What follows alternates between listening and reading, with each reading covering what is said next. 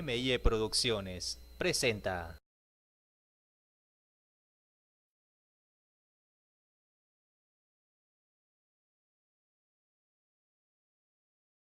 Uno de los candidatos del debate ha hablado de educación. No, pues no.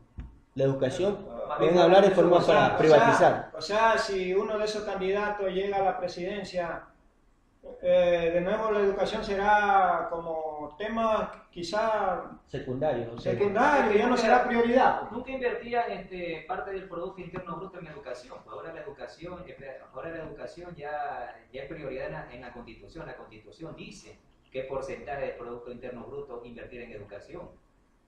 En el debate solo se dedicaron a hablar de impuestos, IVA y plusvalía. nada más. Porque Y esos son atacarse entre ellos. cosas que esos impuestos son que les perjudican a ellos directamente. Incluso un candidato de la banca que propone eliminar 14 impuestos y que habló de que esas 14 propuestas las hizo notarizar. Entonces estamos hablando de demagogia.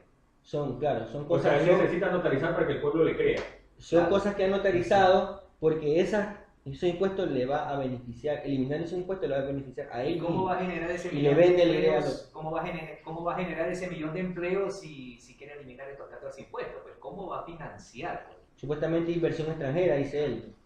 Pero eso es los salarios bajan. Inversión extranjera, pero tiene su dinero en paraísos fiscales. Pues, ¿no? Sabemos que tiene algunos bancos en Panamá. Ahora, Claro, ya no va a haber inversión extranjera porque todos los países se están cuidando, no sacan los capitales. No crece Como un país. Estados Unidos no está sacando ya, no va a sacar dinero porque lo va a invertir. Ahora, también hicieron propuestas como eliminar la ley de comunicación y otras leyes que desarrollen el ejercicio de los derechos. La Constitución de la República establece que las leyes orgánicas son las que regulan el ejercicio de los derechos y la ley de comunicación es una ley orgánica. El contenido de los derechos se desarrolla en las leyes orgánicas y la Constitución establece de que los derechos no pueden ser de carácter regresivo, es decir, eliminar o derogar, que es la palabra exacta. La ley de comunicación significaría una regresión a los derechos y una violación a la Constitución de la República. Y si esta gente viola la Constitución de la República, estaríamos hablando de que estamos viviendo en el contexto, ahí sí, de una verdadera dictadura. La dictadura con ciudadanos es cuando se viola el Estado constitucional de derechos y de justicia. Se suspende la Constitución de la República, Y no se se la hace. reconoce y Es se que hace lo que les da la gana. Eso Si ellos pasaría derogan la ley de realmente. Si comunicación, ellos llegan al poder, eso pasaría. si ellos derogan la ley de comunicación, significa que están desconociendo la Constitución que prohíbe la regresión de los derechos. Y habrá, compañeros, que levantarse para aquel entonces. Pero esta gente cuando gobernó el país estaba acostumbrada a violar la Constitución. Claro, Por eso entonces fue lo que les da la gana. eso es como que se va a dar. Antes las constituciones estaban de adorno. O sea, de acuerdo a su conveniencia. Claro. Porque si este gobierno me cayó mal, se organizaban y fuera cualquiera que fuera el presidente. Un ejemplo claro de violar la Constitución fue en el 97, cuando derrocaron a Abdalá Bucaram. La Constitución decía que tenía que asumir quien entonces era su vicepresidente, que era Rosalía Arteaga. ¿Qué fue lo que hicieron? La Violaron buscaron a Constitución patada. porque era mujer, la veían que no era capacitada para gobernar y pusieron a quien entonces era el presidente del Congreso Nacional, que con 1 o 2 votos, creo que hasta mismo se dio el voto para poder ejercer la presidencia. Entonces, ¿de qué constitución pues, estamos hablando? Ellos mismos estuvieron acostumbrados a violar la constitución.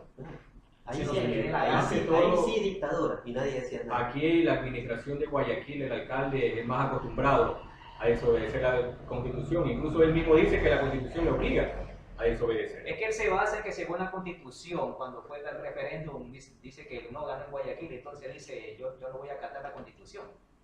Claro, eso sería como que nosotros no acatemos las disposiciones. Ordenanzas municipales. Entonces, ¿de qué estamos Podríamos hablando? acogernos también a eso. Entonces, ¿de qué estaba hablando acá el alcalde? Pues de separatismo, porque acá Guayaquil no ganó el no. El artículo 4 de la Constitución prohíbe la secesión, es decir, la separación del territorio nacional, y fomentar la separación del territorio nacional es prohibido, incluso es un delito.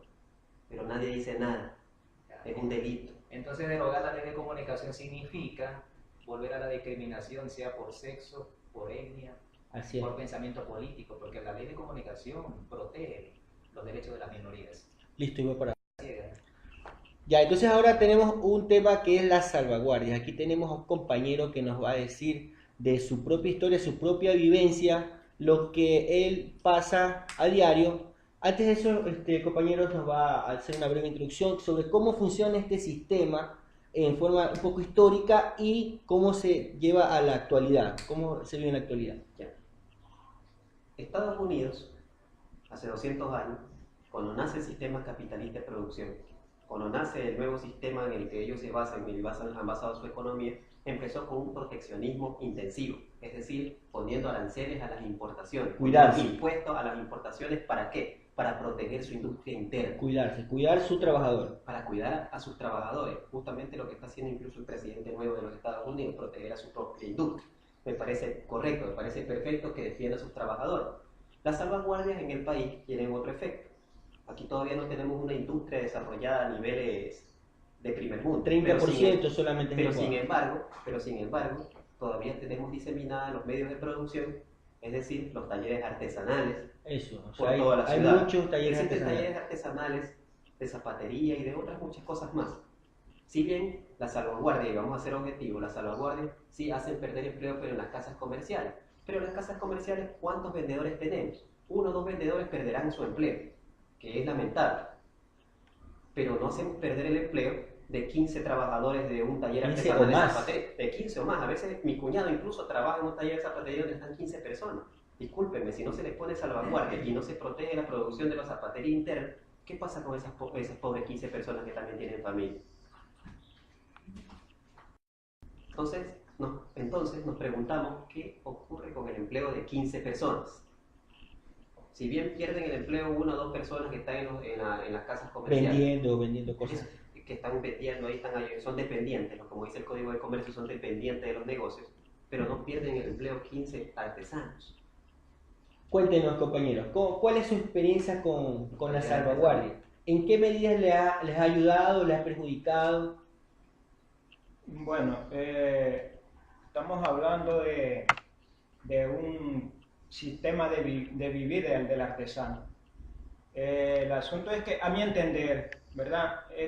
La salvaguardia nos ha ayudado bastante, ya que, como dice aquel compañero, sin la salvaguardia, créanme que ahorita estuviese quizás pidiendo trabajo al alcalde para ver si me dan, o a cualquier entidad.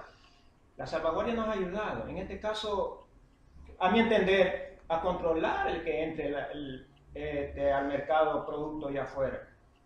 Porque el producto allá afuera viene más barato. Y nosotros como artesanos, chústica, ¿cómo hacemos, no?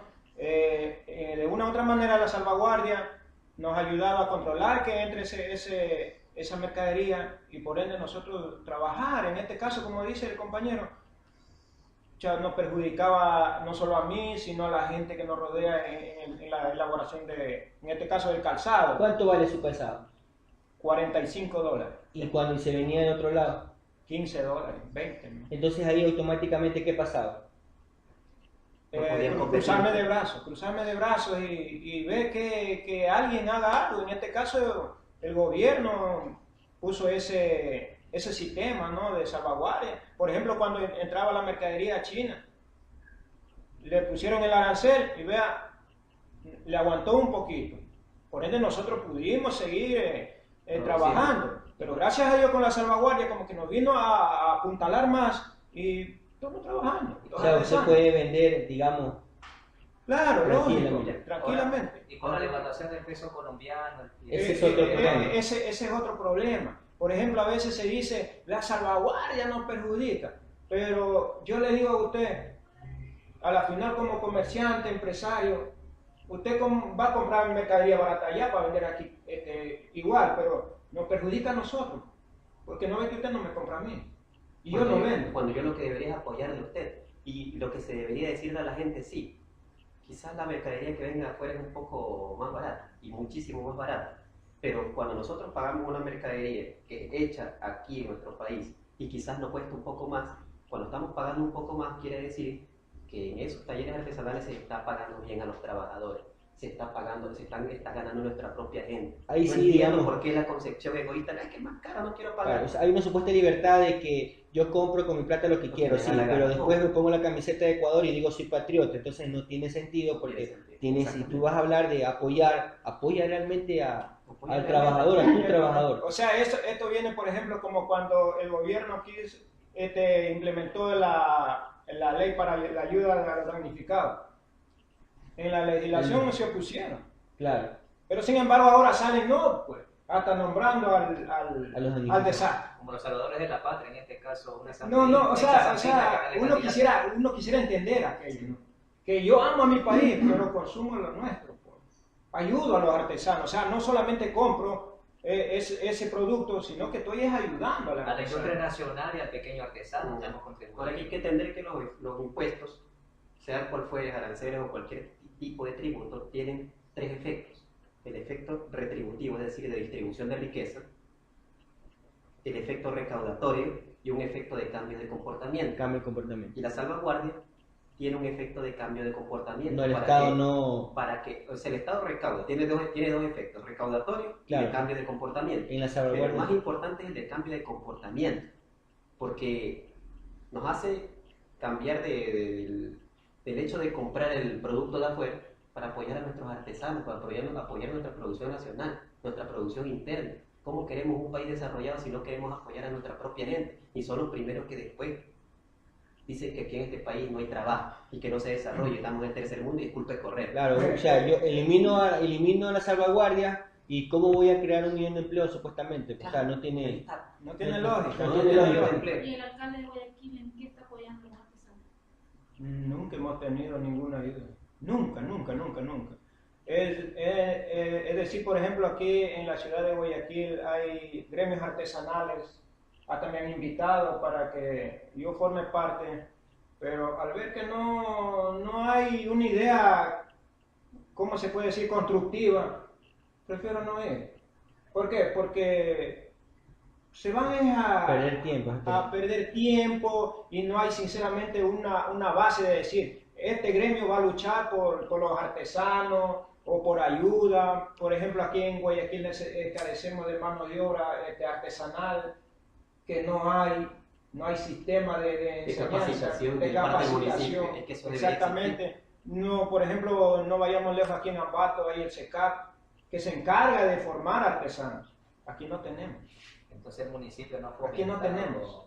Es que No hay un sistema. desde el momento que se opuso a la salvaguardia, en ese momento le dio la espalda a nuestros artesanos. Al trabajador. Le dio la espalda a los artesanos y a nuestra producción nacional. No apoyaba al artesano en sus campañas políticas. Eso fue lo que pasó. Hablan Que iba a apoyar al supuestamente de artesano. apoyar al pobre, pero ahí mezclan y no especifican qué es lo que van a No, hacer. que solamente apoyan a la Cámara de Comercio. Claro, yo pienso que también nosotros, los ciudadanos, debemos investigar. O sea, a veces nos dejamos llevar de que los impuestos son malos, pero realmente conozcamos al menos el significado de salvaguardia. La salvaguardia es una medida de protección. Nosotros debemos investigar en qué nos va a afectar y a quién va a perjudicar. Todo eso debemos investigar. No solamente dejarnos llevar por lo que dice la oposición o por lo que dice incluso el presidente. O sea, debemos investigar y en fuentes confiables. Claro, ¿Qué es que eso- su significado? ¿A quién va a perjudicar y a quién va a Es beneficiar? una medida técnica, o sea, la gente a veces... Antes de se deja comenzar a llevar por- decirnos, no, es que es esto algo nos va a técnico. perjudicar un impuesto. O sea, investiguemos primero y después podamos hacer un análisis si la salvaguardia nos perjudica o nos beneficia. Muy bien, ahí voy a parar.